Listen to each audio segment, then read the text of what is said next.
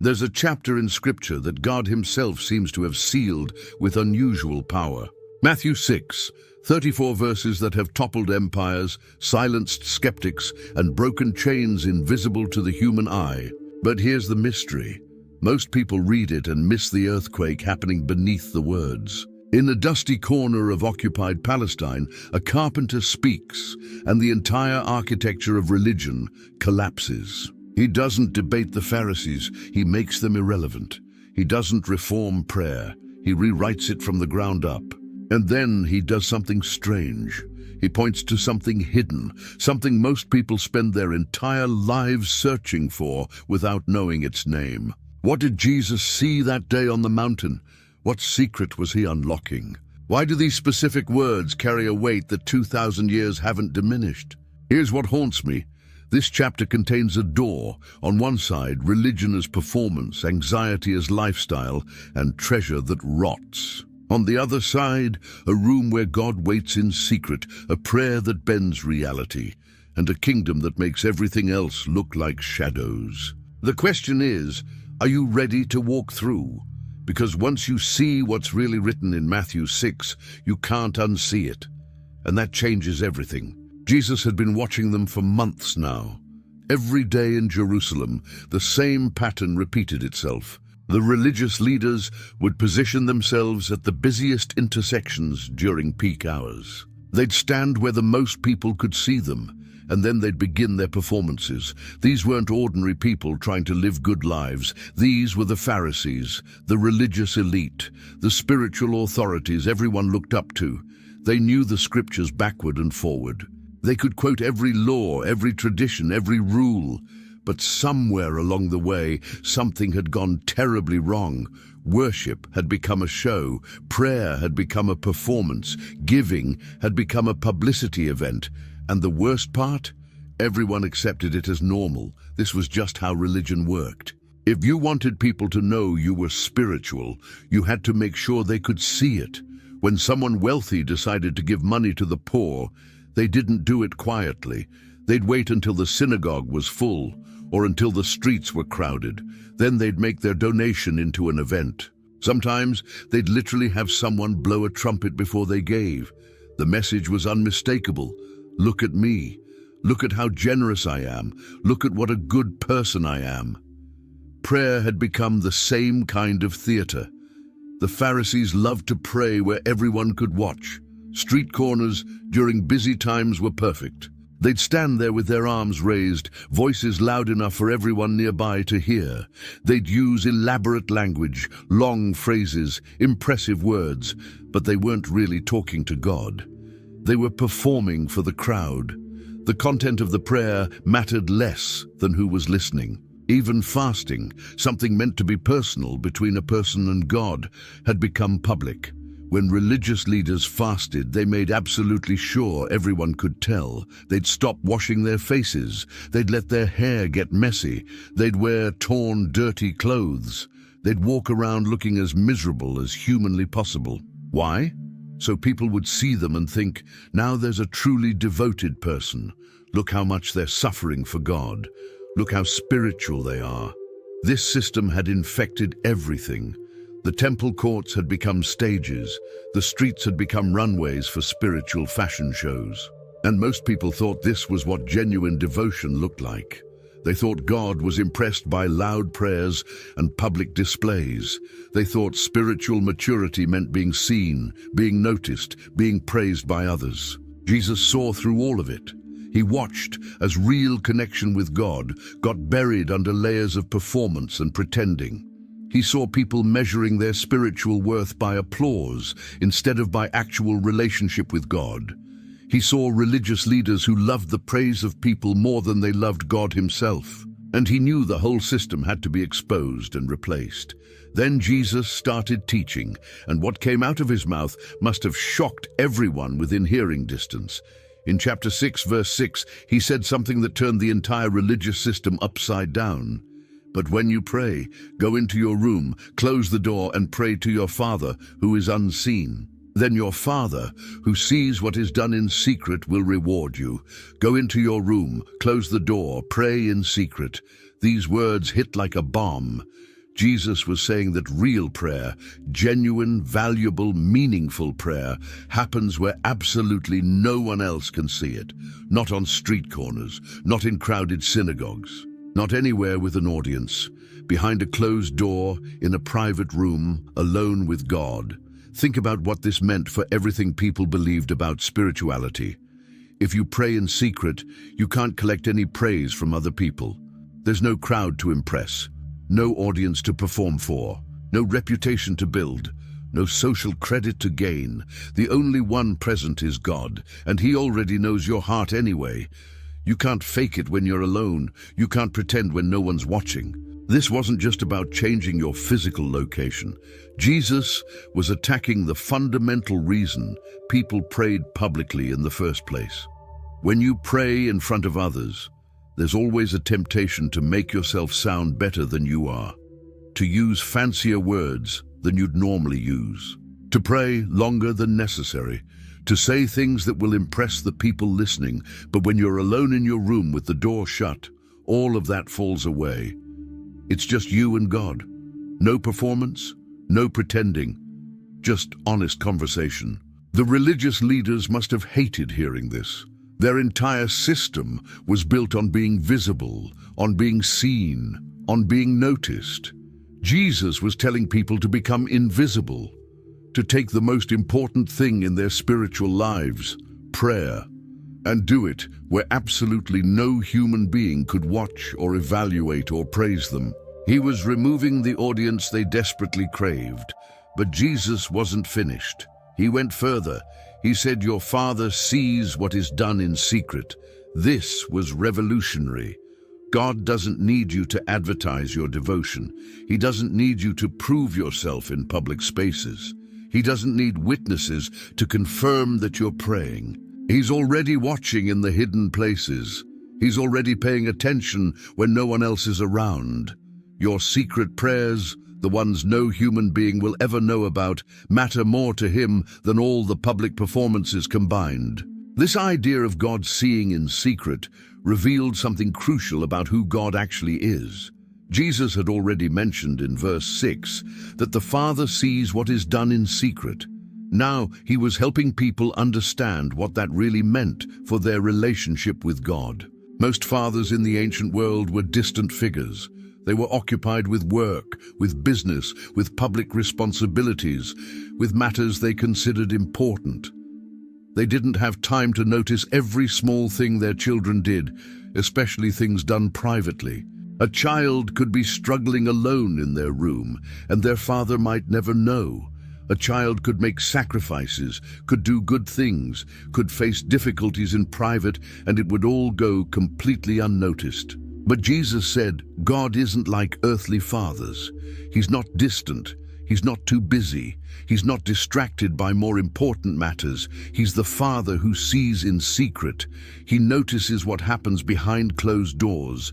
He pays attention to prayers whispered in the middle of the night when everyone else is asleep. He sees tears that no one else knows about. He watches small acts of obedience that will never make it into anyone's story or conversation. This completely changed how people could think about their spiritual lives. You didn't need to be impressive anymore. You didn't need to do big things in front of crowds. You didn't need witnesses to validate your devotion. The most important person in the universe, God Himself, was already watching the small, hidden moments. He saw you when you got up early to pray before anyone else woke up. He saw you when you chose to do the right thing, even though no one would ever find out. He saw the real you, not the edited version you showed everyone else. And this is what made it even more powerful. God wasn't just watching like some distant judge keeping score of your mistakes. Jesus called Him Father. A Father who sees, a Father who notices, a Father who cares about what's happening in the hidden parts of your life. This meant your private devotion mattered to someone who actually loved you, not just to someone evaluating your performance or judging your worthiness. The contrast with the religious system couldn't have been sharper. The Pharisees needed crowds to validate their spirituality. They measured their worth by how many people saw them pray, fast, and give. Their entire sense of spiritual value came from external approval. But Jesus was offering a completely different measurement system. God sees in secret. That meant the truest, most valuable, most real parts of your spiritual life were happening where no other human being would ever witness them. Jesus didn't leave his followers without hope of reward. But the reward he talked about was completely different from what the religious leaders were chasing. At the end of verse 6, he promised something specific. Then your Father, who sees what is done in secret, will reward you. The reward comes from the Father, not from people, not from crowds, not from reputation or respect or social standing, from God himself. And that reward is given specifically for what's done in secret, the exact opposite of what the Pharisees were doing. Jesus had already explained what the religious leaders received for their public performances. Earlier in verse 2, he'd said, "When you give to the needy, do not announce it with trumpets, as the hypocrites do in the synagogues and on the streets, to be honored by others. Truly, I tell you, they have received their reward in full. They have received their reward in full." Those words carried serious weight. The Pharisees got exactly what they were working for: praise from people, applause, recognition, honor, respect, people thinking highly of them. But that was it. That was the complete and total payment for everything they did. There was nothing else coming. No heavenly reward, no eternal treasure, no lasting approval from God. They traded everything for temporary applause, and they didn't even realize what a terrible deal they'd made. The reward for secret devotion was fundamentally different. It wasn't applause that faded as soon as the crowd dispersed. It wasn't reputation that could be destroyed by one scandal or one piece of gossip. It was reward directly from God, and it lasted. Jesus didn't spell out every detail of what that reward looked like, but the principle was crystal clear. Whatever God gives is infinitely better than what people give. And it doesn't evaporate or disappear. Think about it practically for a moment. When the Pharisee prayed loudly on the street corner, people walking by might think, "Wow, what a spiritual person." They'd nod approvingly. Maybe they'd mention it to someone else later. Did you see that religious leader praying today? Such devotion, but an hour later everyone would forget about it and move on to the next thing in their lives. The praise evaporated like morning mist in the sun. And the Pharisee would need to do it all over again tomorrow to get another temporary hit of approval. But when someone prayed in secret, just them and God, no audience, no witnesses, something fundamentally different happened. God saw, God heard, God responded, God moved, God rewarded. And that reward didn't depend on human memory or human opinion. It couldn't be taken away by gossip or scandal or someone else's bad mood. It wasn't tied to your reputation in the community. It was solid, real, permanent, and lasting. Jesus moved from talking about prayer to talking about fasting, and his instructions followed exactly the same revolutionary pattern. In verses 16 through 18, he said, "When you fast, do not look somber as the hypocrites do, for they disfigure their faces to show others they are fasting. Truly, I tell you, they have received their reward in full. But when you fast, put oil on your head and wash your face, so that it will not be obvious to others that you are fasting, but only to your Father, who is unseen. And your Father, who sees what is done in secret, will reward you." The hypocrites, and Jesus used that word directly, not softening it at all, made fasting into a public announcement. They deliberately mess up their appearance, unwashed faces covered in dirt or ash, hair that hadn't been combed in days, torn clothing, sad expressions, carefully maintained whenever anyone was watching. The entire point was to look miserable, so everyone around them would know they were fasting. They wanted people to see their sacrifice and be impressed by their dedication. Jesus called this out as just another form of seeking reward from people instead of from God. These public fasters had already received their reward in full. People saw them. People thought they were spiritual. People gave them respect and admiration. That was the complete and total payment, and nothing else was coming from heaven. Then Jesus gave instructions that must have seemed absolutely bizarre to everyone listening. When you fast, put oil on your head and wash your face. In other words, make yourself look normal. Actually, make yourself look better than normal. Look like you're not fasting at all. Look like nothing unusual is happening. Make it completely impossible for people around you to detect that you're making any sacrifice whatsoever. This instruction stripped away the last remaining reason to fast publicly. If no one could tell you were fasting, you couldn't get any social credit for it. You couldn't build a reputation as a deeply spiritual person. You couldn't use your fasting to climb the religious social ladder.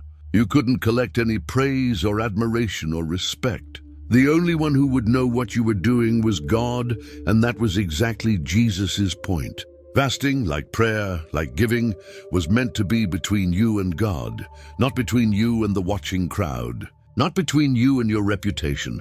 When you fast in secret, you're not doing it for applause. You're not doing it to impress anyone. You're doing it because you actually want to draw closer to God. You're doing it because the relationship itself matters to you, not because it makes you look good to other people. The Father who is unseen sees what you're doing in secret. He knows you're fasting even though you've washed your face and put oil on your head. He knows about the sacrifice you're making that no one else will ever notice or acknowledge or praise. And He rewards it. Not with temporary approval that fades away, but with something real and permanent and lasting. Before Jesus talked about prayer and fasting, He actually started this whole section by addressing giving. In verses 2 through 4, He said, "So when you give to the needy, do not announce it with trumpets, as the hypocrites do in the synagogues and on the streets, to be honored by others. Truly I tell you, they have received their reward in full. But when you give to the needy, do not let your left hand know what your right hand is doing, so that your giving may be in secret. Then your Father, who sees what is done in secret, will reward you." The image of announcing charitable giving with trumpets might sound like wild exaggeration, but it actually wasn't far from what really happened. Wealthy people in Jesus' day would turn their donations into public spectacles. They'd give in synagogues during services when everyone was present. They'd give on busy streets during the most crowded times of day. And yes, there would sometimes be actual announcements, possibly with literal trumpets, or at least with loud public declarations of exactly how much was being given. The goal was crystal clear: honor from others. They wanted everyone to know how generous they were. They wanted a reputation for being charitable, kind, compassionate people who cared about the poor. They wanted respect. They wanted admiration. And they got exactly what they wanted. People honored them. People praised them. People spoke well of them. People respected them as pillars of the community. They received their reward in full, but Jesus said that's all they got. The praise they received in that moment of public giving was the complete and total payment for their generosity. God wasn't adding anything to it. There was no heavenly reward waiting. There was no eternal treasure being stored up. They traded something permanent for something temporary, and they didn't even realize what they'd lost. Then Jesus gave an instruction that sounded almost impossible to follow. When you give to the needy, don't let your left hand know what your right hand is doing. This was obviously hyperbole. Your left hand can't actually be ignorant of what your right hand does, but the meaning was unmistakable. Give so secretly that even you almost forget you did it. Give without keeping score. Give without making mental notes about how generous you're being. Give without any internal commentary about what a good person this makes you. Give so quietly and privately that there's absolutely no possible way to collect praise for it from anyone. This kind of giving happens entirely in secret. No trumpets, no announcements, no public recognition, no witnesses. Just you, the person in need, and God. That's it. Nobody else even knows it happened.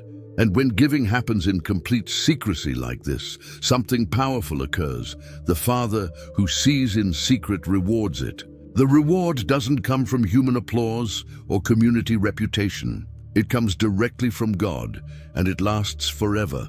By the time Jesus finished giving these instructions about giving, praying, and fasting, He had completely demolished the entire religious system of His day. Every single pillar of public devotion had been knocked down. Every method of building spiritual reputation had been exposed as worthless. Every technique for collecting human praise had been called out as settling for the wrong reward entirely. The religious theater that dominated Jerusalem was finished. Not because Jesus had banned public worship, he didn't do that, but because he had revealed what it really was underneath all the performance. When you pray to be seen by others, you're not actually praying to God at all. When you fast to impress people with your dedication, you're not really fasting for God. When you give money so others will honor you as generous, you're not giving from a heart that genuinely loves God or cares about people. You're just performing. You're acting. You're putting on a show. And Jesus wasn't interested in reforming the show to make it slightly better or more sincere. He was saying the show itself was fundamentally the problem. The entire concept of public performance as spiritual activity needed to end completely. Not just be improved a little bit, not just be done with slightly better motives. It needed to be torn down and replaced entirely with something radically different. What Jesus proposed instead was truly revolutionary for his time and culture. Move everything that matters into secret. Take your prayers behind closed doors, where no one can see or hear. Give so quietly that no one notices or knows. Fast in a way that's completely invisible to everyone around you except God alone. Strip away every single possibility of collecting human praise and focus entirely and exclusively on the Father who sees in secret. This wasn't a minor adjustment to the existing religious system. This wasn't a reform or an improvement.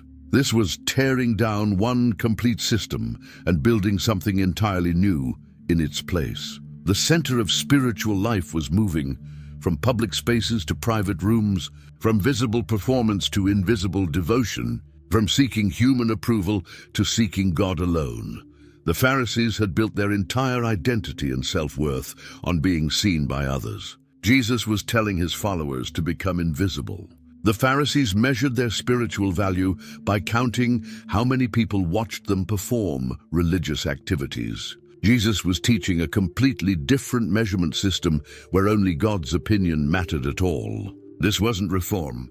This was revolution. This was the destruction of everything they'd built and the birth of something entirely new. What Jesus started that day in Matthew 6 became something that would shape the entire course of Christian history for the next 2,000 years. This radical emphasis on secret devotion, on private relationship with God, on hidden obedience that only God sees. This gave birth to what became known as interior Christianity. Before Jesus taught these things, religion was almost entirely external. It was about following rules visible to others. It was about performing rituals that people could observe. It was about being seen doing the right things in the right places at the right times. Your spiritual life was measured and evaluated by what other people could watch and judge. Religion lived on the outside, but Jesus shifted everything inward. He made it about the heart, about what happens when no one's watching, about the relationship with God that exists in secret places where no human eye can see, about transformation that occurs in hidden moments. This was a seismic shift in how people understood what it meant to follow God. This principle echoed powerfully through the following centuries. When the early church faced brutal persecution under Roman emperors, they learned to worship in hidden places, in private homes, in underground catacombs, away from any public view. They couldn't perform publicly even if they'd wanted to. They had no choice but to develop interior spiritual lives that didn't depend on crowds or visibility or public recognition. And they discovered firsthand that Jesus was absolutely right. God saw them in secret. God met them in hidden places. God rewarded devotion that no human eye ever witnessed. Their faith grew stronger in the darkness than it had ever been in the light. Centuries later, monastic movements took Jesus' teaching with radical seriousness. Monks and nuns deliberately withdrew from public life entirely to pursue God in solitude and silence. They believed the most important spiritual work happened completely away from the world's eyes, in private prayer, in secret devotion, in hidden meditation. They built their entire lives around the single principle that God sees in secret and rewards what's done in hidden places. When the Protestant Reformation exploded across Europe, reformers emphasized personal relationship with God as the core of faith. Not relationship mediated by priests or structured by elaborate public rituals, but direct, private, personal connection between each individual and God. They taught that every single person, not just religious professionals, could go into their room, close the door, and pray directly to the Father who sees in secret. They believed real transformation happened in the interior life of the heart, not just in external religious performance. All of this, all of it, traced directly back to what Jesus taught that day on the mountainside.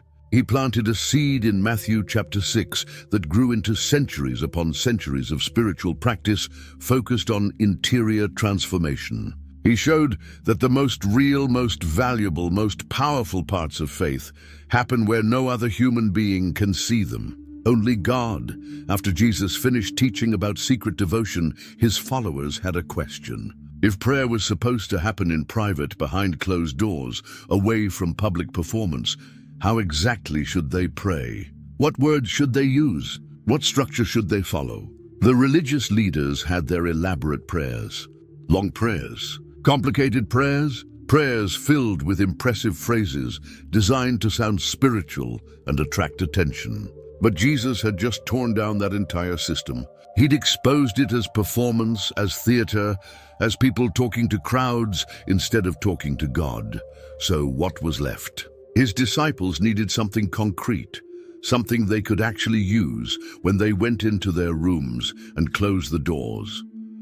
Jesus gave them exactly what they needed. In verses 9 through 13 of chapter 6, he provided a template.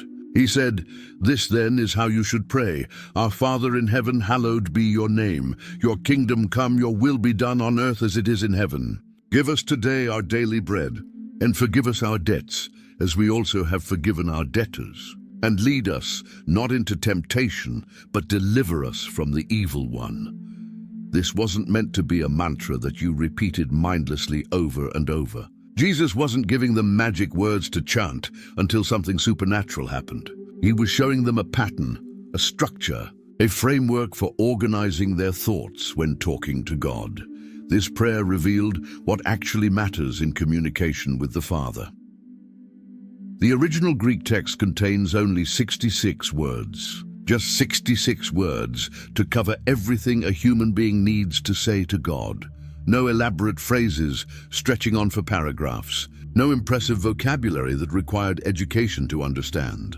No religious jargon that only trained scholars could interpret. Just simple, direct language that a child could understand, remember, and pray.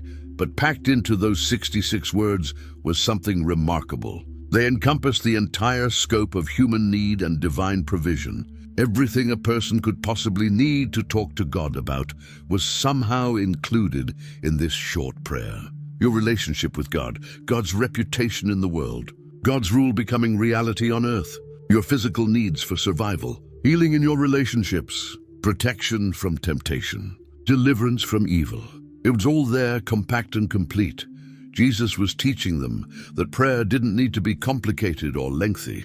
It didn't need fancy words or religious language that sounded impressive to other people. It just needed to be honest, direct, and focused on what actually mattered. This template would give structure to their private prayers, helping them know what to talk to God about when they were alone in their rooms with the door closed. The pattern Jesus established wasn't about limiting prayer to these exact words. It was about showing the shape prayer should take. Start with who God is. Move to what God cares about in the world. Then bring your personal needs. Address your relationships. Acknowledge your weakness. Ask for protection and deliverance. This structure kept prayer focused on what was real and important, rather than wandering into religious performance or selfish demands. The very first words of the prayer changed everything about how people could approach God. Jesus told them to start by saying, "Our Father in heaven." These opening words demolished barriers that had existed for centuries between People and God. Notice the first word, our, not my. Jesus was creating community right from the beginning of the prayer. When you pray these words, you're not approaching God alone. You're joining with everyone else who calls God Father. The richest person in Jerusalem and the poorest beggar on the street both say the same words, our Father. The most educated scholar who'd spent his life studying scripture and the illiterate farmer who couldn't read a single word both approach God the same way. There's no hierarchy here, no levels of access, no VIP section for special people. Everyone comes to God as part of the same family with equal standing, equal access, equal relationship. This must have been shocking to people who lived in a society obsessed with social hierarchy. Everything in their world was about levels, ranks, classes, divisions. Priests were above regular people. Religious leaders were above common folks. Rich were above poor. Educated were above uneducated. Men were above women. Free were above slaves. The entire social structure was built on maintaining these divisions. Jesus shattered all of it with one word. Or we all approach God together as equals, as family. But even more revolutionary was the word Father itself. Most Jewish prayers in Jesus' day used formal titles for God. Lord, King, Master, Almighty, Holy One. These were titles that created distance, that emphasized God's power and authority and transcendence. They were titles you'd use for someone far above you, someone you'd never dare to approach casually or familiarly. They put God in a category completely separate from human beings. Jesus gave them a family word instead, Father, not a formal title, not a designation of rank or power, a relationship word, an intimate word. This was how a child would address a parent. It was personal language, close language, language that assumed connection and care and belonging. This single word changed the entire foundation of prayer. You're not approaching a distant monarch who might or might not grant you an audience if you use the right protocol. You're not pleading with an impersonal cosmic force that doesn't know your name or care about your life. You're not trying to get the attention of a busy, distracted deity who has more important things to deal with. You're talking to your Father. Someone who knows you personally, someone who cares about you specifically, someone who wants to hear from you and wants to respond to you. The word Father suggested access. You can come close without fear. It suggested affection. You are loved, not just tolerated. It suggested belonging. You are part of the family, not an outsider begging for scraps. It suggested security. You have a Father who provides and protects. It suggested relationship. This isn't about religious duty or obligation. It's about family connection. But Jesus didn't stop there. He added, in heaven. This phrase kept the balance. Yes, God is your Father, intimate, close, caring, personal.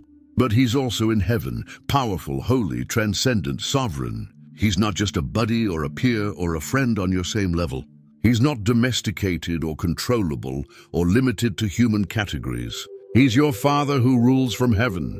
The combination created perfect balance, close enough to care about your daily bread, powerful enough to actually provide it, intimate enough to hear your whispered prayers, mighty enough to change reality in response to them. The first request in the prayer came immediately after addressing God as Father. Jesus taught them to pray, "Hallowed be your name." At first glance, this might seem like just reverent religious language, the kind of formal phrase people use to sound spiritual. But it was actually a specific, urgent request about something that mattered deeply to God's purposes in the world. The word hallowed means to be treated as holy, to be honored as sacred, to be respected and revered for what it truly is. Jesus was teaching them to pray that God's name, his reputation, his character, his identity, who he really is, would be treated as holy throughout the world. This prayer was necessary because God's name had been profaned throughout history. Religious people who claimed to represent God had acted in ways that made God look bad to the watching world. Hypocrites who talked constantly about God while living selfishly and treating others cruelly made people think God didn't care about justice or mercy. Corrupt leaders who used God's name to gain power and exploit the vulnerable made people think God was just another tool for human ambition and greed. False prophets who claimed to speak for God while lying for their own benefit made people think God couldn't be trusted. The result was that people across the world had wrong ideas about who God actually was. They thought God was angry and cruel because religious people who claimed to follow him were angry and cruel. They thought God was hypocritical because people who talked about God were hypocritical. They thought God was distant and uncaring because the religious establishment was distant and uncaring. God's name, his reputation, his character had been dragged through the mud by the very people who claimed to represent him. When Jesus taught his followers to pray, "Hallowed be your name," he was teaching them to pray for God's reputation to be restored on earth. He was teaching them to ask that people would see God as he really is, not the distorted version created by religious hypocrisy and human wickedness. He was teaching them to pray that God's true character would become visible in the world. This prayer was asking that God's actual nature would be revealed and recognized. That when people heard God's name, they would think of his real attributes, his holiness that can't tolerate evil, his love that relentlessly pursues the lost, his justice that defends the oppressed and confronts oppressors, his mercy that forgives truly repentant hearts, his faithfulness that keeps every promise. The prayer was asking that God himself would act in ways that would reveal who he really is to a world that had forgotten or never known. This wasn't a passive prayer. It was asking God to actively restore his reputation, to demonstrate his character, to show himself to the world in ways that would make his holiness, his love, his justice, his mercy undeniable. It was asking God to make his name holy again in the eyes of people who had learned to think of him wrongly. The next line of the prayer was even more loaded with dangerous implications. Jesus taught them to pray, "Your kingdom come, your will be done, on earth as it is in heaven." These words were politically explosive in first-century Palestine, and everyone listening would have understood exactly what they meant. The land where Jesus was teaching was occupied territory. Rome ruled with absolute power. Roman governors made the laws. Roman soldiers enforced those laws with brutal efficiency. Roman taxes drained the economy. Roman authority controlled every aspect of public life. And Rome did not tolerate anyone who talked about a different kingdom, a different king, a different way of organizing society and wielding power. That kind of talk was treason. That kind of talk got you arrested, tortured, and executed. But Jesus taught his followers to pray for exactly that. Your kingdom come, God's kingdom, God's rule, God's reign, God's way of doing things, replacing the way things were currently done. This was a prayer asking for God's direct governance to replace all earthly governments and human power structures. Every empire, every kingdom, every human authority exercising control. The prayer was explicitly asking for all of it to be overthrown and replaced by God's direct rule. This wasn't metaphorical language. This wasn't spiritualizing political realities into harmless religious sentiment. This was a direct request for regime change on a cosmic scale. The prayer was asking God to establish his kingdom on earth, which necessarily meant displacing every other kingdom currently claiming authority. And this wasn't escapist theology about someday leaving earth behind and going to heaven after you die. The prayer specifically said, "On earth as it is in heaven." Jesus was teaching them to pray for God's will to be implemented here, now, in human history, in the physical world where they actually lived. He was teaching them to pray for heaven's reality, to invade and transform earth's reality. Think about what happens in heaven. In heaven, God's will is done perfectly, immediately, and completely. There's no rebellion against God's purposes. There's no resistance to God's commands. There's no opposition to God's plans. What God wants happens instantly and fully. Heaven operates according to God's principles, God's values, God's justice, God's love. Heaven functions the way God designed reality to function. The prayer was asking for that same reality to come to earth, for God's will to be done here the way it's already done there. For Earth to start operating according to heaven's principles instead of human selfishness, greed, violence, and lust for power. For God's justice to become reality in human courts.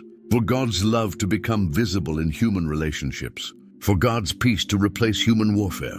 For God's truth to replace human lies. This was radical. This was revolutionary. This was a prayer that, if taken seriously and prayed consistently, would put you at odds with every human power structure that existed. You were praying for God's kingdom to come and sweep away all the kingdoms built by human ambition and maintained by human violence. You were praying for God's will to be done, which meant praying against every human agenda that opposed God's purposes. The religious leaders who prayed long public prayers to impress people never prayed anything like this. They were comfortable with the current system because they had status and power within it. But Jesus was teaching his followers to pray for that entire system to be overthrown and replaced with something completely different. God's direct rule. God's will being done on earth exactly as it was already done in heaven, after the massive requests about God's name being honored and God's kingdom coming to earth. The prayer shifted to something much more basic and practical and immediate. Jesus taught them to pray, "Give us today our daily bread." This simple line addressed humanity's most fundamental, most persistent anxiety, physical survival. Will there be enough to eat? Will I have food tomorrow? What about next week?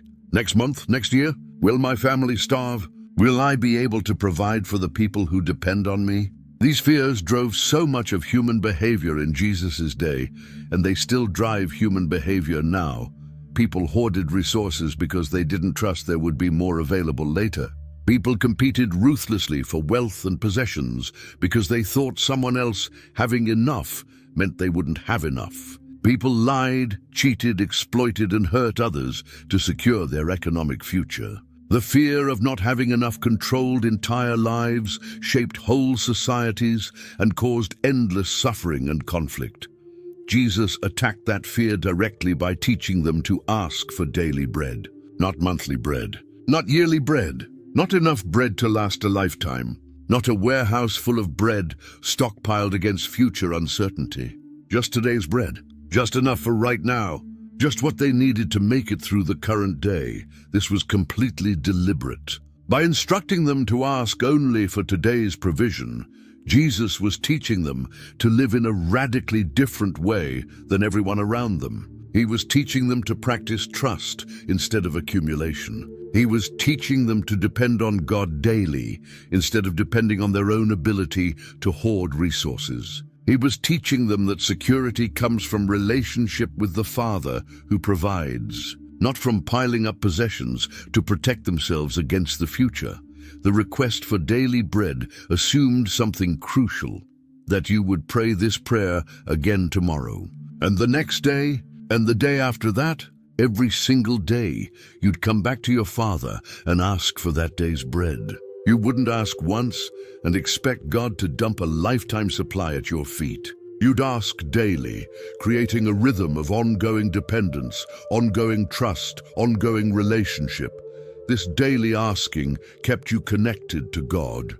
It kept you aware that everything you had came from Him. It kept you from the illusion of self-sufficiency that wealth creates. When you have enough stored up for years, it's easy to forget about God, to think you don't need Him anymore because you've taken care of yourself. But when you're asking daily for daily bread, you stay conscious of your dependence. You stay connected to the source. You stay in relationship with the Father who provides. The hoarding mentality said, I need to get as much as possible right now and store it up because I can't trust that there will be more available later. I have to secure my own future because no one else will do it for me. This mentality led to anxiety, to competition, to greed, to the wealthy accumulating more and more while the poor went without. It led to economic systems built on fear and scarcity thinking. The daily bread mentality said something completely different. I can trust my Father to provide what I need today, and I can trust Him to do the same tomorrow, and the next day, and every day after that. I don't need to hoard. I don't need to grab everything I can get. I don't need to secure the next 50 years right now. I can live in daily trust, asking daily for daily provision. This mentality led to contentment, to generosity, to freedom from the anxiety that poisoned so many lives. Jesus was teaching an economic revolution packaged in 7 simple words. Give us today our daily bread. Trust God for today. Do it again tomorrow. Stop trying to control and secure the future. Stop hoarding. Stop competing as if there isn't enough to go around. Start living in daily dependence on a Father who sees you, knows your needs, and provides. The next line in the prayer was perhaps the most personally challenging of all the requests. Jesus taught them to pray, "And forgive us our debts, as we also have forgiven our debtors." This line introduced a shocking condition directly into the prayer template. God's forgiveness flows to people who forgive others. This wasn't presented as a nice suggestion or a helpful principle to consider. Jesus was teaching that forgiveness operates according to a specific economy. You receive what you give. You experience from God what you practice toward others. The word debts here referred to wrongs, offenses, sins, injuries, all the ways people hurt each other and damage relationships. In the transactional world of first-century Palestine, debt was a real and serious thing. People borrowed money and owed it back. But Jesus was using the concept to talk about something bigger than financial obligations. He was talking about the moral and relational debts people owed each other.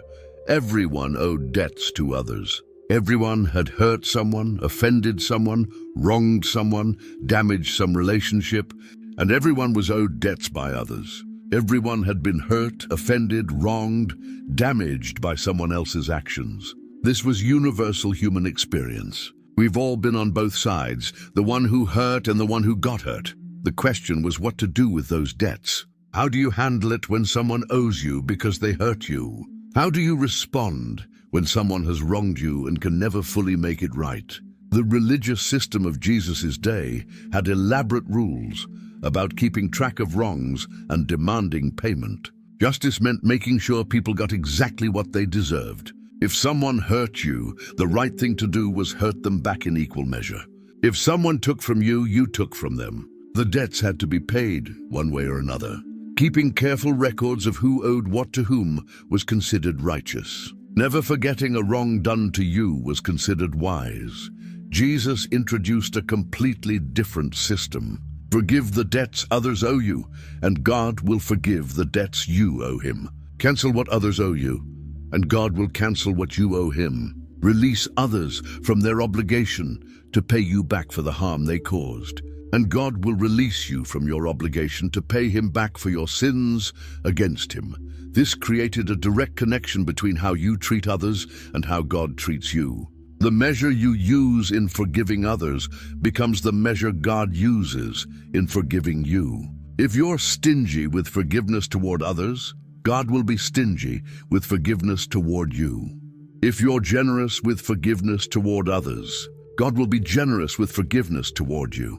This wasn't about earning God's forgiveness through good behavior, as if you could pile up enough forgiveness of others to purchase God's forgiveness of you. It was about becoming the kind of person who can actually receive forgiveness. The issue was your heart condition, your capacity to absorb grace.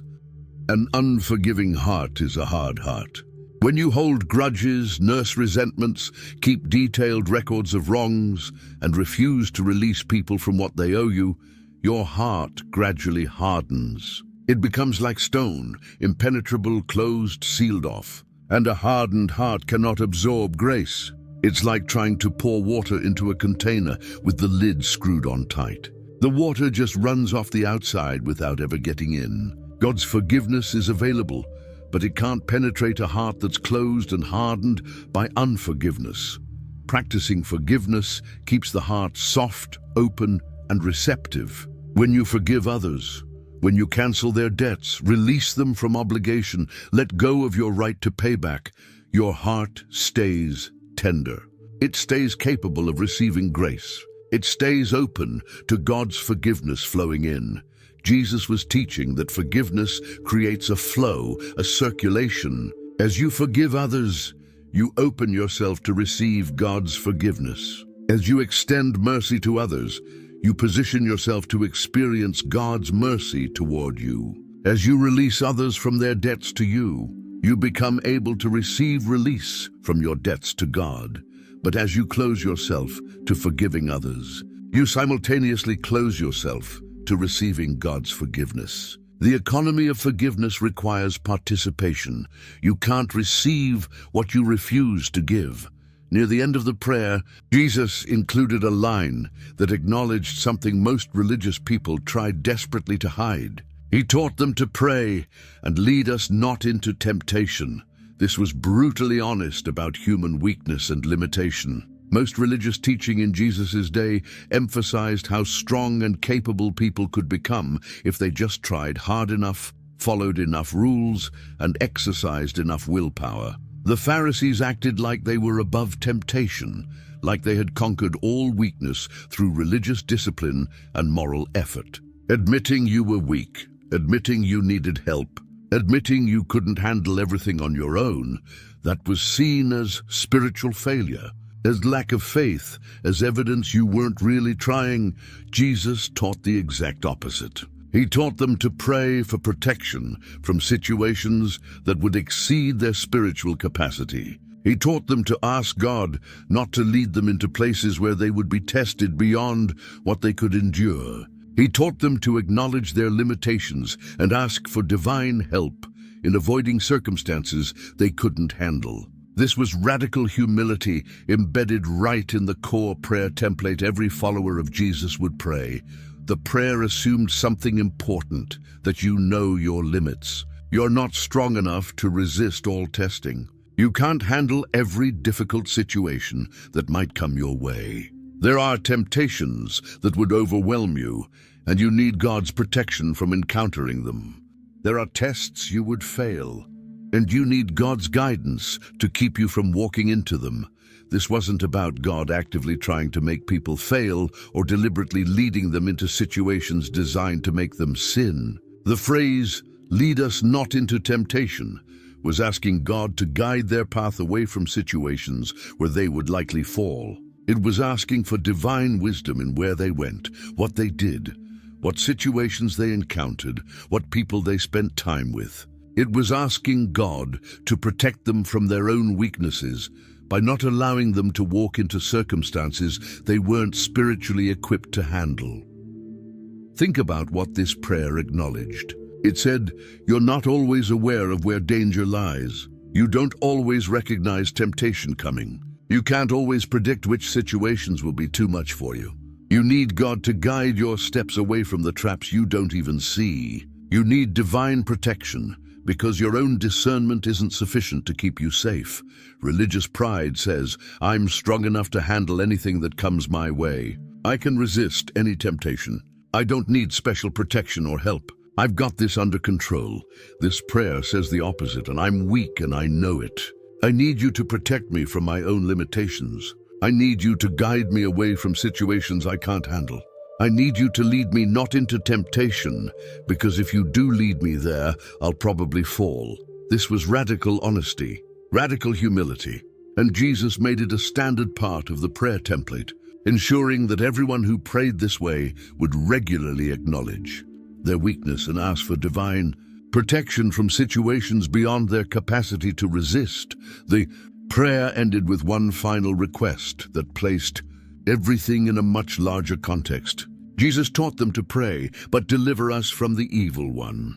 This closing petition recognized something many people in Jesus's day tried to ignore or explain away. There's a real spiritual enemy actively opposing God's people and God's purposes, not just abstract evil floating around in the universe, not just human wickedness and bad choices, not just unfortunate circumstances or difficult situations, an actual personal force of evil, a spiritual being working against everything God is trying to accomplish in the world.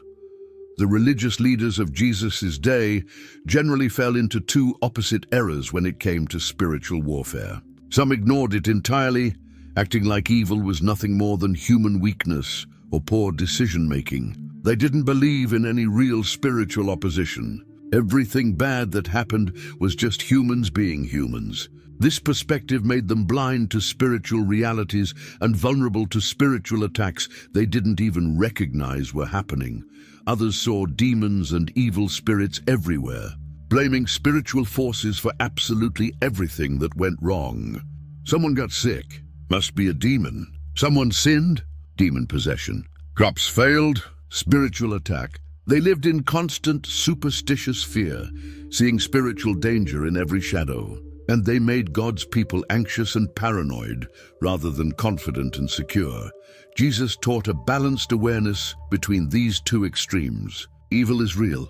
There's a spiritual enemy. He's called the Evil One because he embodies and actively promotes everything that opposes God's character and purposes. He's not a myth. He's not a metaphor. He's not just a personification of abstract evil.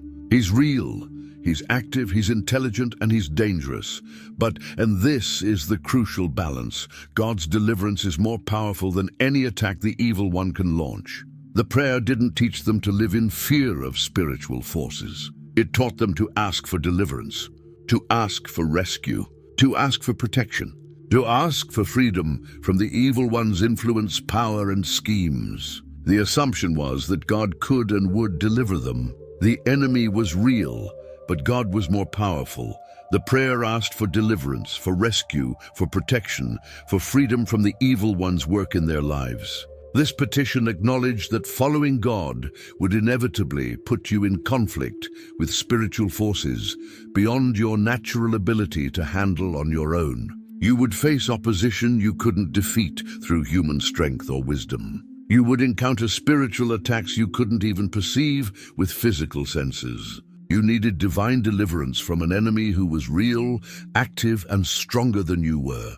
This final line of the prayer placed every believer's daily struggles within a cosmic context. You're not just dealing with personal problems or human difficulties. You're not just trying to be a better person or make good choices. You're living in the middle of an ongoing conflict between good and evil, between God and his enemy, between the kingdom of heaven and the kingdom of darkness. Your daily life, the temptations you face, the struggles you endure, the choices you make, the battles you fight, all of it connects to this larger spiritual reality. The prayer that started with Our Father in heaven ended with deliver us from the Evil One.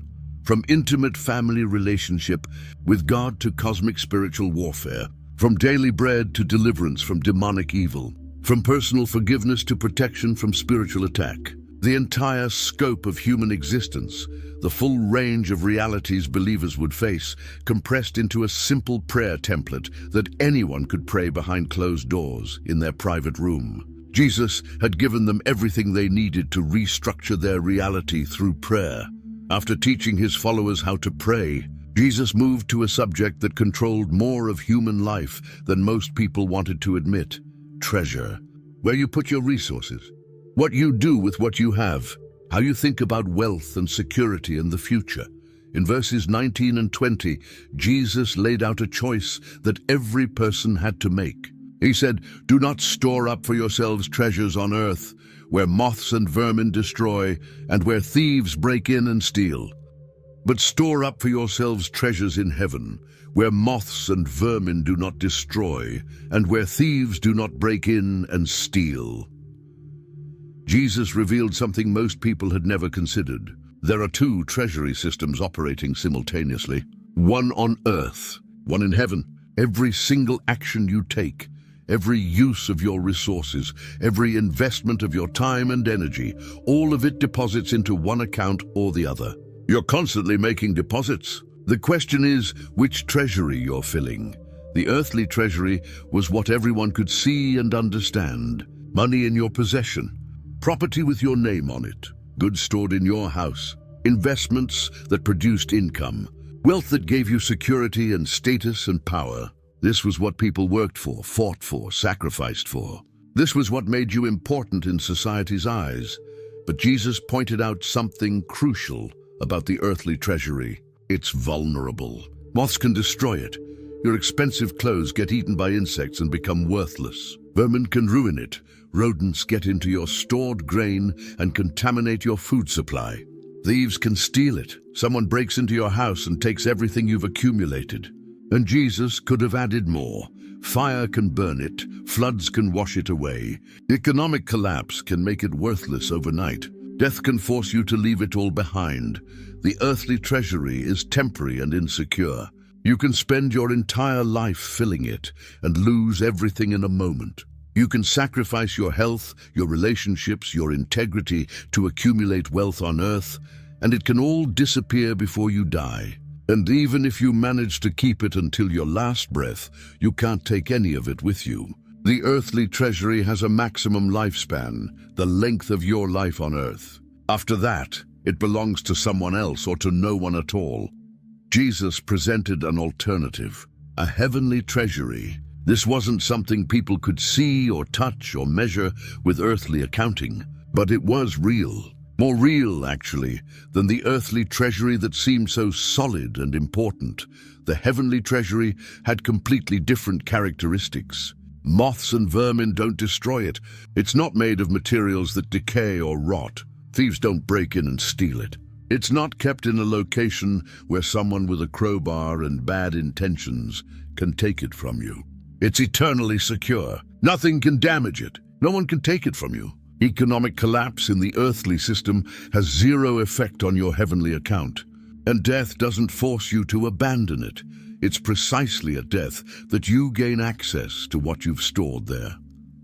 Jesus was teaching that every person operates within both systems. You're making deposits all the time. The choice isn't whether to store up treasure. Everyone stores up treasure. The choice is where, earth or heaven. And that choice determines everything else about your life. Jesus didn't leave people wondering why this choice about treasure location mattered so much. In verse 21, he explained the principle that makes treasure location the most important decision a person can make. He said, "For where your treasure is, there your heart will be also." This wasn't moral instruction. Jesus wasn't telling people what they should do. He was describing what actually happens, what always happens, what can't not happen. This was psychological observation about how human beings work. Your heart follows your treasure, always, without exception. Where you put your treasure determines where your heart goes. This is a law of human nature as reliable as gravity. You become obsessed with whatever you've invested in. You think about it constantly. You care about it deeply. You protect it fiercely. Your treasure location determines your love location. Think about how this works practically. If you store up treasure on earth, if you invest all your resources, time and energy into accumulating earthly wealth, your heart will be anchored to earth. You'll think about your possessions constantly. You'll worry about them. You'll spend your mental and emotional energy on protecting them, growing them, using them. Your heart will be tied to earthly things because that's where your treasure is. Your conversations will revolve around earthly wealth. Your decisions will be driven by how they affect your earthly treasury. Your relationships will be evaluated based on how they help or hinder your accumulation of earthly treasure. Your values will be shaped by the earthly system because your heart is located where your treasure is located. But if you store up treasure in heaven, if you invest your resources, time and energy in ways that make deposits in the heavenly treasury, your heart will be oriented toward heaven. You'll think about eternal things. You'll care about what God cares about. You'll spend your mental and emotional energy on what has eternal value. Your heart will be tied to heavenly realities because that's where your treasure is. Jesus was revealing a profound truth about how to change your heart. Most people think you need to change your heart first, and then your behavior will follow. But Jesus taught the opposite sequence. Change where you put your treasure, and your heart will follow. Make deposits in heaven, and your heart will orient toward heaven. The treasure comes first. The heart follows automatically. This explained why wealthy people had such a hard time entering God's kingdom. It wasn't that money itself was evil. It was that they'd stored up massive treasure on earth, and their hearts had followed that treasure. Their hearts were completely anchored to earthly things. They couldn't care about heaven because they'd invested everything in earth. Their treasure location had determined their heart location, and their hearts were nowhere near God. By choosing where to store treasure, people were actually choosing what they would love and serve. It happened automatically without them even realizing it. The investment came first. The heart followed. And wherever the heart went, the whole person went. Treasure location determined everything. Jesus then shifted to what seemed like a completely different subject, but it connected directly to what he'd just taught about treasure. In verses 22 and 23, he said, "The eye is the lamp of the body. If your eyes are healthy, your whole body will be full of light." This was metaphor, but the meaning was clear. Jesus was talking about how you see the world. Your eye, your way of perceiving reality, your lens for understanding what matters and what doesn't, functions like a lamp for your entire life. If the lamp works properly, everything is illuminated. You can see clearly. You understand what's real and what's false, what's valuable and what's worthless, what leads to life and what leads to death. A healthy eye means clear vision. It means you see things as they actually are, not as you wish they were or as culture tells you they are. You see through deception. You recognize truth. You can distinguish between what has real value and what only appears valuable. When your eye is healthy, your whole body, your whole life, your whole way of being in the world is full of light. You walk in understanding. You make good decisions. You invest in what actually matters. This connected directly to the teaching about treasure. How you see determines where you store treasure. If your eye is healthy, you see that earthly treasure is temporary and vulnerable. You see that moths destroy it, vermin ruin it, thieves steal it. You see that it can't follow you past death. You see that investing everything in earth is foolish because earth can't hold treasure securely. And you see that heavenly treasure is eternal and secure. You see that nothing can damage it or take it from you. You see that it's the only investment that lasts forever. When your eye is healthy, you naturally store treasure in heaven because you can see clearly which treasury system actually works. The healthy eye sees God as he really is. It sees his character, his promises, his faithfulness. It sees that he can be trusted. It sees that serving him leads to life. The healthy eye sees through the lies culture tells about what brings satisfaction and security. It recognizes that accumulating earthly wealth doesn't produce the happiness it promises. It sees clearly, but Jesus didn't stop with the positive side. He immediately addressed what happens when the eye isn't healthy. In the second half of verse 23, he said, "But if your eyes are unhealthy, your whole body will be full of darkness. If then the light within you is darkness, how great is that darkness?" An unhealthy eye means distorted vision. You see things wrong. You believe lies. You think what's worthless has value, and what has real value is worthless. Your perception of reality is completely backwards. And when your way of seeing is broken, your whole life, your whole body, as Jesus put it, is full of darkness. You walk in confusion. You make destructive decisions. You invest in things that can't deliver what you think they will. The unhealthy eye sees earthly treasure as secure and valuable. It can't perceive the moths and vermin and thieves waiting to destroy it. It can't see past death to recognize that earthly treasure has a shelf life. It believes the lie that accumulating wealth will bring security and satisfaction and meaning.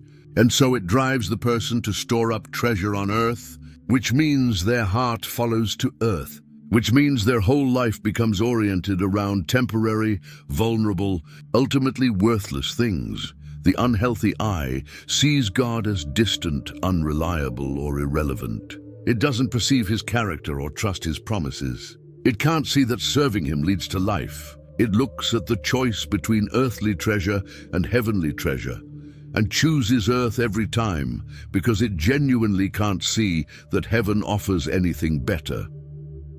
Then Jesus said something chilling. "If then the light within you is darkness, how great is that darkness?" This was talking about a specific condition when what you think is light is actually darkness. When you're so deceived that you believe you see clearly while actually being blind. When you call evil good and good evil, thinking you're walking in wisdom while stumbling in complete confusion. This was the worst possible state. It wasn't just being in darkness and knowing it. It was being in darkness while being convinced you were in light. It was being blind while thinking you had perfect vision. People in this condition would lead others into destruction while being absolutely confident they were helping. They'd make catastrophically bad decisions while thinking they were wise. They'd invest everything in worthless things while being certain they were securing their future. The religious leaders of Jesus' day were perfect examples. They were completely confident in their spiritual vision. They thought they saw clearly. They thought they understood God and how to serve Him. But they were actually blind, and their blindness was leading them and everyone who followed them straight to destruction. The light within them was darkness, and the darkness was great beyond measure. Jesus then made a statement that connected everything he'd been teaching about treasure, heart, and vision. In verse 24, he said, "No one can serve two masters. Either you will hate the one and love the other, or you will be devoted to one and despise the other. You cannot serve both God and money." This wasn't a moral suggestion about what people shouldn't try to do. This was a statement of metaphysical impossibility, something that simply cannot happen in reality. Jesus was describing how things actually work, not how he wished they would work. No one can serve two masters. Not shouldn't serve or it's better not to serve. Can't, it's impossible. The structure of reality doesn't allow it. And the reason is built into human nature. A person will inevitably love one master and hate the other, or be devoted to one and despise the other. You can't split your loyalty evenly. You can't give equal devotion. One master will win your heart and the other will lose it. Jesus identified the two masters specifically, God and money. These were the two competing forces for human devotion, and they made exclusive claims. God demands total allegiance. Money demands total allegiance. You can't give both what they demand. You have to choose. Many people tried to serve both. They wanted to follow God, but also accumulate earthly wealth. They wanted to store up heavenly treasure, but also secure their earthly future. They wanted their hearts in heaven, but also anchored to earth. They thought they could split the difference, serve both masters partially, keep their options open. Jesus said that doesn't work. The attempt to serve both God and money doesn't result in divided service, with half your devotion going to each. It results in serving money while pretending to serve God, because money makes its demands right now. Money requires immediate attention and constant effort. Money is loud and urgent and tangible, and God is often quiet and patient and invisible. So the person trying to serve both ends up giving money their real devotion while giving God their religious language and Sunday attendance. The attempt to serve both masters always results in serving money and rejecting God, even while the person claims to be serving God. This was exactly what many religious leaders did. They talked about God constantly. They performed religious rituals. They held religious positions, but their actual devotion, their real heart, their genuine service went to money. They'd chosen their master, and it wasn't God no matter what they claimed. Jesus was forcing a choice. You have to pick God or money, heavenly treasure or earthly treasure. Where your treasure is, your heart will be also. And you can't serve two masters. Choose. After establishing that everyone must choose between God and money, Jesus addressed the practical anxiety that made the choice so difficult. Starting in verse 25, he said, "Therefore I tell you, do not worry about your life, what you will eat or drink, or about your body, what you will wear. Is not life more than food and the body more than clothes?" This was getting to the core issue. Why did people serve money? Why did they store up treasure on earth? Why did they struggle to trust God? Because they were anxious about survival. What if there's not enough food? What if I can't clothe my family? What if disaster strikes and I have nothing saved up? These worries drove everything. Jesus called it out directly. Don't worry about your life. Don't be anxious about food or drink or clothing. These words must have sounded almost offensive to people who lived on the edge of survival, who didn't know where next week's food would come from, who watched their children go hungry when crops failed. But Jesus wasn't being insensitive. He was attacking the anxiety itself, showing why it was both unnecessary and destructive. He started with a simple observation: life is more than food, and the body is more than clothes. God gave you life itself. God created your body. If he gave you the greater things, life and body, why would he withhold the lesser things, food and clothes? The one who gave you existence can certainly provide what existence requires. Then in verse 26, Jesus pointed to birds. Look at the birds of the air. They do not sow or reap or store away in barns, and yet your heavenly Father feeds them. Are you not much more valuable than they? Birds don't farm. They don't harvest crops. They don't build warehouses to store food for the future. They don't have retirement plans or savings accounts. And yet they eat every day. God feeds them. They trust the provision that comes, and it comes. And Jesus asked the obvious question: if God feeds birds, creatures with no eternal significance, who don't bear his image, who can't have relationship with him, how much more will he feed you? You're infinitely more valuable to God than birds are. If he provides for them, he'll certainly provide for you. Then in verse 27, Jesus asked a question that exposed the futility of anxiety. Can any one of you, by worrying, add a single hour to your life? The answer was obvious: no. Worrying accomplishes nothing. It doesn't increase your lifespan. It doesn't solve problems. It doesn't provide food or create security. It just makes you miserable while you wait to see what happens. In verses 28 through 30, Jesus used flowers to make the same point. And why do you worry about clothes? See how the flowers of the field grow. They do not labor or spin. Yet I tell you that not even Solomon in all his splendor was dressed like one of these. If that is how God clothes the grass of the field, which is here today and tomorrow is thrown into the fire, will he not much more clothe you? You of little faith? Flowers don't work to create their beauty. They don't weave fabric or design clothes. They just grow. And God makes them more beautiful than the richest king in Israel's history ever managed to look. And flowers are temporary, grass that's here today and burned as fuel tomorrow. If God puts that much care into clothing something temporary and relatively worthless, how much more will he provide for you, you who are eternal, valuable, made in his image? Then Jesus identified what worry really is. In that phrase, "you of little faith," he was saying that anxiety reveals a deeper problem.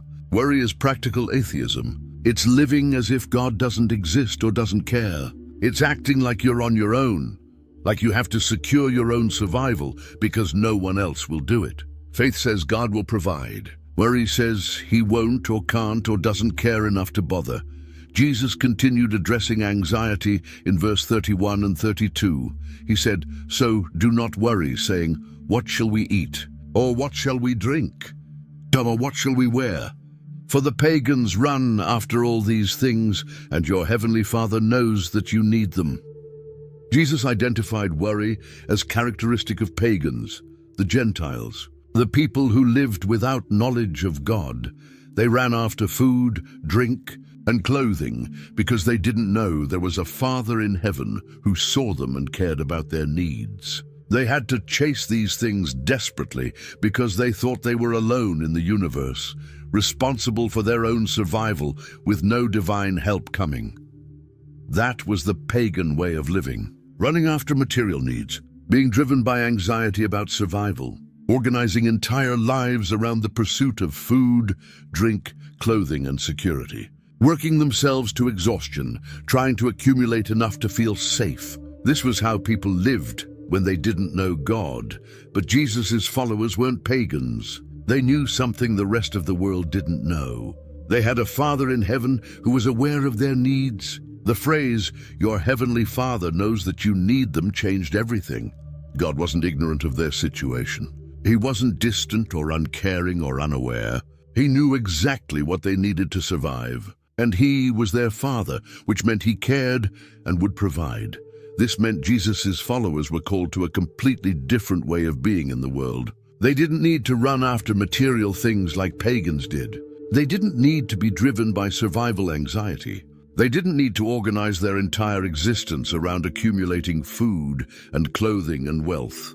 They could live differently because they knew differently. They knew they had a Father who saw their needs and would meet them. This wasn't about passivity or laziness. Jesus wasn't teaching people to sit around doing nothing and wait for food to fall from the sky. He was teaching them to redirect their energy from anxious striving to confident trust. Instead of worry driving them, faith could drive them. Instead of fear of not having enough controlling their decisions, trust in the Father's provision could control their decisions. The contrast was stark. Pagans lived in constant anxiety, running after material security they could never quite achieve. Jesus' followers could live in trust, freed from the anxiety that poisoned pagan existence. Same physical needs, same uncertain world, but completely different internal experience because they knew something pagans didn't know. They had a Father in heaven who knew their needs and cared about them. But Jesus concluded this entire section with a principle that resolved all the tension and answered all the questions. In verse 33, he said, "But seek first his kingdom and his righteousness, and all these things will be given to you as well." This was the solution. This was how to live free from anxiety about food, drink, and clothing. This was how to store treasure in heaven instead of earth. This was how to serve God instead of money. This was how to keep your eye healthy and your whole body full of light. Seek first God's kingdom and his righteousness. The word "first" was crucial. Jesus wasn't saying to seek God's kingdom in addition to seeking everything else. He was saying to make it the first priority, the primary pursuit, the organizing principle for your entire life. Put God's kingdom first. Put God's righteousness first. Make these the things you seek before anything else, above anything else, with more energy and focus than anything else. What does it mean to seek God's kingdom? It means wanting God's rule to be reality in your life and in the world. It means organizing your decisions around what advances God's purposes. It means asking how your choices align with what God is doing. It means making God's reign, not your comfort, not your wealth, not your security, the central goal of your existence. What does it mean to seek God's righteousness? It means pursuing the righteous character God has. It means wanting to be like him. It means choosing what's right according to his standards. It means living in a way that reflects who he is. It means caring about what he cares about: justice, mercy, truth, love. When you seek first God's kingdom and righteousness, something remarkable happens. All these things, food, drink, clothing, everything you were anxious about, will be given to you as well. Not because you earned them, not because you stored up enough earthly treasure to secure them, but because God provides them. They come as a natural result of seeking his kingdom first. This wasn't a prosperity formula. Jesus wasn't promising that seeking God would make you wealthy. He was teaching a priority framework. When you organize your life around God's kingdom and righteousness, when that becomes your first pursuit, your primary focus, your main energy investment, you discover that your needs are met within that framework. You have what you need. Not necessarily everything you want, but everything you actually need. And it comes from God, not from your anxious striving and accumulation. This principle unified everything Jesus had taught in chapter 6. Private devotion behind closed doors, that was seeking God's kingdom first. Praying the prayer Jesus taught, that was seeking God's kingdom and righteousness. Storing treasure in heaven instead of earth, that was seeking God's kingdom first. Serving God instead of money, that was seeking God's kingdom first. Living free from anxiety about material needs, that came from seeking God's kingdom first. Everything converged on this single pursuit. Put God's kingdom and God's righteousness before everything else, and everything else falls into place. If this video opened your eyes to something you'd never seen before, in Matthew 6, do two things. First, subscribe to this channel so you don't miss the next deep dive into Scripture.